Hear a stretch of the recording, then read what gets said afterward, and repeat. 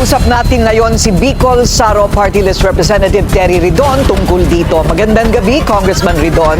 Bakit ngayon po yan lamang lumabas? Alam po niyo yung ICI proceedings po natin, 10 years po yung pinagsisimulan yan. So 2015 to 2025, no? So right smack into the period po of review, yung pong 2020 Dolomite Beach Project. And in fact, nauna hong resolution po ito bago po yung flood control controversy.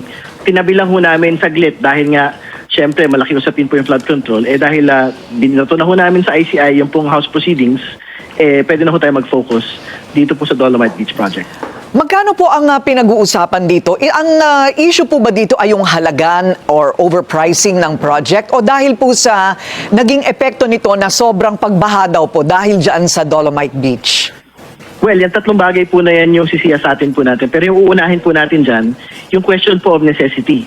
Kailangan ba talaga yung proyekto na yan to begin with? Ganyan din naman sa flood control projects eh.